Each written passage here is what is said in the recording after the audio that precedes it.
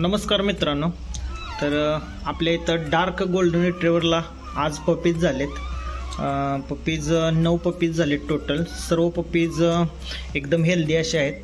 तर ह्या फिमेलचा व्हिडिओ मी एक 5 ते 6 दिवसापूर्वी अपलोड केला होता की आपल्याकडे पपीज होणार आहेत म्हणून. ज्यांना कोणाला डार्क गोल्डन रिट्रीव्हरमध्ये पपीज घ्यायचे आहेत असे लोक संपर्क करू शकता.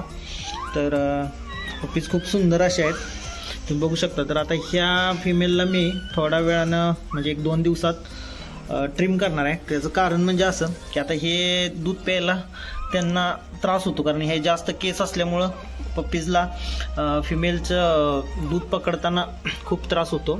त्यामुळं हिला मी ट्रिम करणार आहे. आणि खरं तर खूप दुःख होतं ट्रिम करताना, पण त्या पपीजसाठी ते करावं लागतंय. तर तुम्ही बघू शकता. तर डार्क गोल्डन रिट्रीव्हरचे पप्पी झालेले आहेत. यांचा फादर मिस्टर गोल्डे, तुम्हाला आता इथं स्क्रीनमध्ये दिसेल त्याचा फोटो. तर हा मेल आपण मीटिंग केलेला आहे. हा कोथरूडमध्ये आहे पुण्यात. पुणे या ठिकाणी जाऊन मी मीटिंग केलेलं आहे. पीस खूप हेल्दी असे आहेत. बल्ब कंपल्सरी, आता थंडीचे दिवस आहेत, टेम्परेचर मेंटेन ठेवावं लागतं आहे. फिमेल पण एकदम मस्त बसलेली आहे. थोड्या वेळानं मी तुम्हाला सांगतो. असा हा एक ट्रे आहे. ह्या ट्रेमध्ये असे पेपर फाडून टाकलेत आणि त्याच्यात ते पपीज ठेवून त्यांना बल्ब खाली मी ठेवतो. फिमेल पण बघते आता.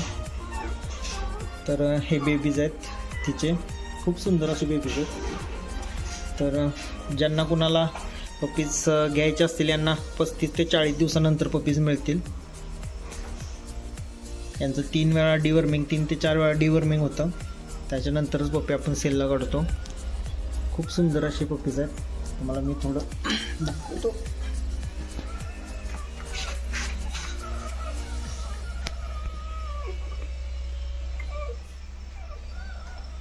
ठीक आहे. तर नेक्स्ट आता हिला ट्रिम केल्यानंतर त्याचा एक व्हिडिओ बनवू आपण. आज काही जास्त वेळ नाही घेत. आपली व्हिडिओ आता इथंच थांबूया.